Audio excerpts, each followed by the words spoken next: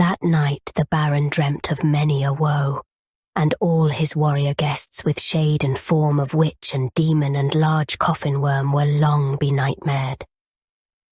Keats. Unhappy is he to whom the memories of childhood bring only fear and sadness. Wretched is he who looks back upon lone hours in vast and dismal chambers, with brown hangings and maddening rows of antique books, or upon awed watches in twilight groves of grotesque, gigantic and vine-encumbered trees that silently wave twisted branches far aloft.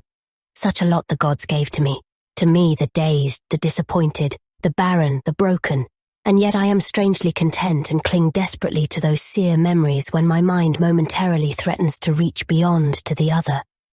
I know not where I was born, save that the castle was infinitely old and infinitely horrible, full of dark passages and having high ceilings where the eye could find only cobwebs and shadows. The stones in the crumbling corridors seemed always hideously damp, and there was an accursed smell everywhere, as of the piled-up corpses of dead generations. It was never light, so that I used sometimes to light candles and gaze steadily at them for relief. Nor was there any sun outdoors, since the terrible trees grew high above the topmost accessible tower. There was one black tower, which reached above the trees into the unknown outer sky, but that was partly ruined and could not be ascended save by a well-nigh impossible climb up the sheer wall, stone by stone. I must have lived years in this place, but I cannot measure the time. Beings must have cared for my needs, yet I cannot recall any person except myself, or anything alive but the noiseless rats and bats and spiders. I think that whoever nursed me must have been shockingly aged, since my first conception of a living person was that of something mockingly like myself, yet distorted, shriveled, and decaying like the castle. To me there was nothing grotesque in the bones and skeletons that strode some of the stone crypts deep down among the foundations. I fantastically associated these things with everyday events, and thought them more natural than the coloured pictures of living beings which I found in many of the mouldy books. From such books I learned all that I know.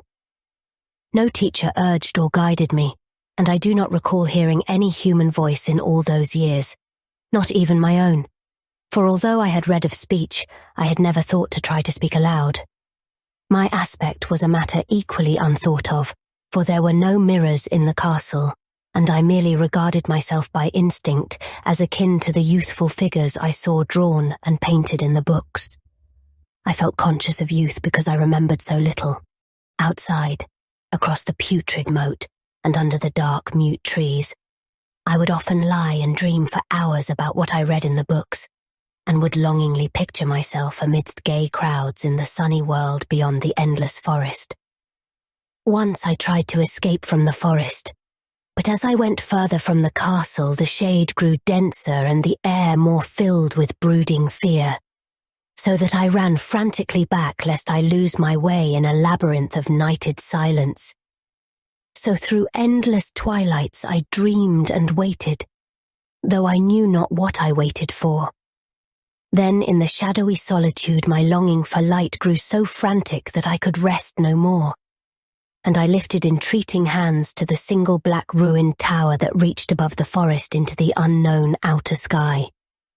And at last I resolved to scale that tower, fall though I might, since it were better to glimpse the sky and perish than to live without ever beholding day.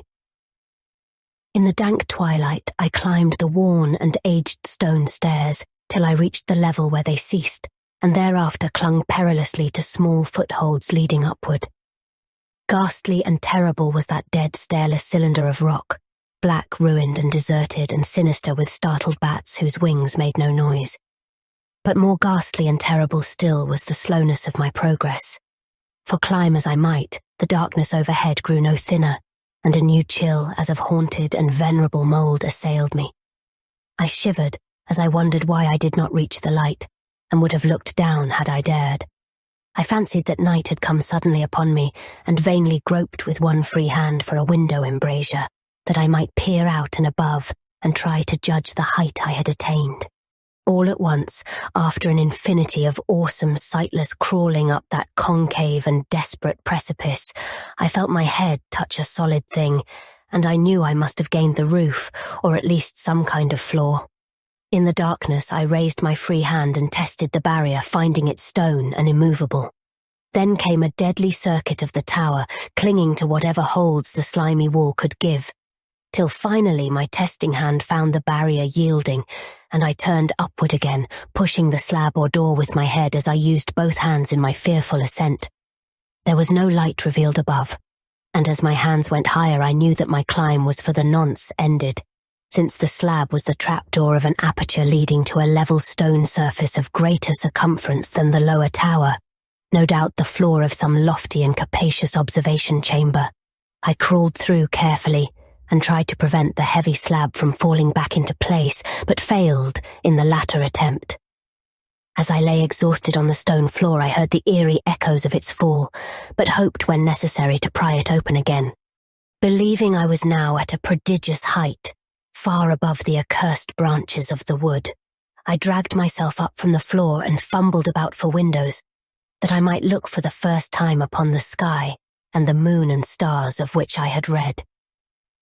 But on every hand I was disappointed, since all that I found were vast shelves of marble bearing odious oblong boxes of disturbing size.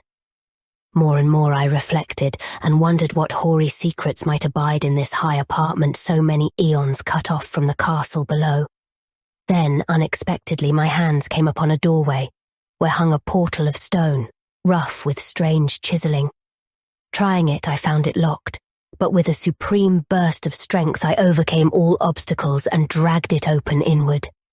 As I did so, there came to me the purest ecstasy I have ever known, for shining tranquilly through an ornate grating of iron and down a short stone passageway of steps that ascended from the newly found doorway was the radiant full moon, which I had never before seen save in dreams and in vague visions I dared not call memories. Fancying now that I had attained the very pinnacle of the castle, I commenced to rush up the few steps beyond the door, but the sudden veiling of the moon by a cloud caused me to stumble, and I felt my way more slowly in the dark.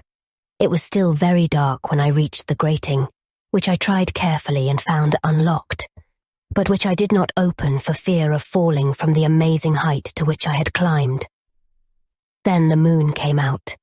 Most demoniacal of all shocks is that of the abysmally unexpected and grotesquely unbelievable. Nothing I had before undergone could compare in terror with what I now saw, with the bizarre marvels that sight implied. The sight itself was as simple as it was stupefying, for it was merely this: instead of a dizzying prospect of treetops seen from a lofty eminence, there stretched around me on a level through the grating nothing less than the solid ground, decked and diversified by marble slabs and columns, and overshadowed by an ancient stone church, whose ruined spire gleamed spectrally in the moonlight. Half unconscious, I opened the grating and staggered out upon the white gravel path that stretched away in two directions. My mind, stunned and chaotic as it was, still held the frantic craving for light, and not even the fantastic wonder which had happened could stay my course. I neither knew nor cared whether my experience was insanity, dreaming, or magic, but was determined to gaze on brilliance and gaiety at any cost. I knew not who I was, or what my surroundings might be. Though as I continued to stumble along, I became conscious of a kind of fearsome latent memory that made my progress not wholly fortuitous. I passed under an arch out of that region of slabs and columns, and wandered through the open country, sometimes following the visible road, but sometimes leaving it curiously to tread across meadows where only occasional ruins bespoke the ancient presence of a forgotten road. Once I swam across a swift river where crumbling, mossy masonry told of a bridge, long vanished. Over 2 hours must have passed before I reached what seemed to be my goal, a venerable ivied castle in a thickly wooded park, maddeningly familiar, yet full of perplexing strangeness to me. I saw that the moat was filled in, and that some of the well-known towers were demolished, whilst new wings existed to confuse the beholder. But what I observed with chief interest and delight were the open windows. gorgeously ablaze with light and sending forth sound of the gayest revelry. Advancing to one of these, I looked in and saw an oddly dressed company, indeed, making merry and speaking brightly to one another. I had never seemingly heard human speech before, and could guess only vaguely what was said. Some of the faces seemed to hold expressions that brought up incredibly remote recollections. Others were utterly alien. I now stepped through the low window into the brilliantly lighted room, stepping as I did so from my single bright moment of hope to my blackest convulsion of despair and realization.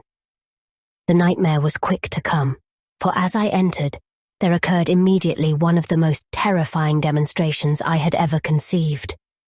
Scarcely had I crossed the sill when there descended upon the whole company a sudden and unheralded fear of hideous intensity, distorting every face and evoking the most horrible screams from nearly every throat. Flight was universal, and in the clamour and panic, several fell in a swoon and were dragged away by their madly fleeing companions.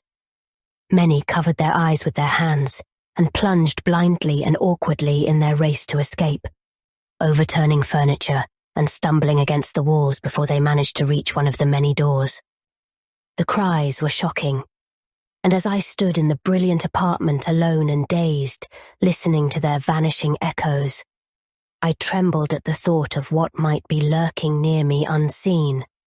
At a casual inspection, the room seemed deserted, but when I moved toward one of the alcoves, I thought I detected a presence there, a hint of motion beyond the golden-arched doorway leading to another and somewhat similar room. As I approached the arch, I began to perceive the presence more clearly, and then, with the first and last sound I ever uttered, a ghastly ululation that revolted me almost as poignantly as its noxious cause, I beheld in full, frightful vividness the inconceivable, indescribable, and unmentionable monstrosity which had by its simple appearance changed a merry company to a herd of delirious fugitives. I cannot even hint what it was like, for it was a compound of all that is unclean, uncanny, unwelcome, abnormal, and detestable. It was the ghoulish shade of decay, antiquity, and desolation, the putrid, dripping eidolon of unwholesome revelation, the awful bearing of that which the merciful earth should always hide. God knows it was not of this world, or no longer of this world.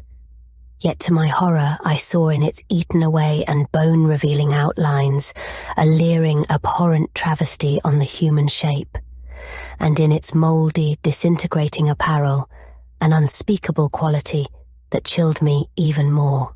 I was almost paralyzed, but not too much so to make a feeble effort toward flight, a backward stumble which failed to break the spell in which the nameless, voiceless monster held me. My eyes, bewitched by the glassy orbs which stared loathsomely into them, refused to close, though they were mercifully blurred, and showed the terrible object but indistinctly after the first shock. I tried to raise my hand to shut out the sight, yet so stunned were my nerves that my arm could not fully obey my will. The attempt, however, was enough to disturb my balance, so that I had to stagger forward several steps to avoid falling. As I did so, I became suddenly and agonizingly aware of the nearness of the carrion thing, whose hideous hollow breathing I half fancied I could hear. Nearly mad, I found myself yet able to throw out a hand to ward off the fetid apparition which pressed so close, when in one cataclysmic second of cosmic nightmarishness and hellish accident, my fingers touched the rotting outstretched paw of the monster beneath the golden arch. I did not shriek, but all the fiendish ghouls that ride the night wind shrieked for me, as in that same second there crashed down upon my mind a single and fleeting avalanche of soul-annihilating memory. I knew in that second all that had been. I remembered beyond the frightful castle and the trees, and recognized the altered edifice in which I now stood. I recognized, most terrible of all, the unholy abomination that stood leering before me as I withdrew my sullied fingers from its own. But in the cosmos there is balm as well as bitterness, and that balm is nepenthe. In the supreme horror of that second, I forgot what had horrified me, and the burst of black memory vanished in a chaos of echoing images.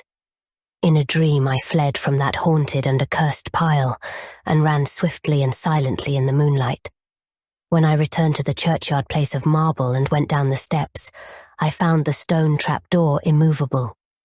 But I was not sorry, for I had hated the antique castle and the trees. Now I ride with the mocking and friendly ghouls on the night wind, and play by day amongst the catacombs of Nefren-Ka in the sealed and unknown valley of Hadoth by the Nile. I know that light is not for me, save that of the moon over the rock tombs of Neb, nor any gaiety save the unnamed feasts of Nitocris beneath the Great Pyramid. Yet in my new wildness and freedom, I almost welcome the bitterness of alienage. For although Nepenthe has calmed me, I know always that I am an outsider, a stranger in this century and among those who are still men. This I have known ever since I stretched out my fingers to the abomination within that great gilded frame, stretched out my fingers and touched a cold and unyielding surface of polished glass,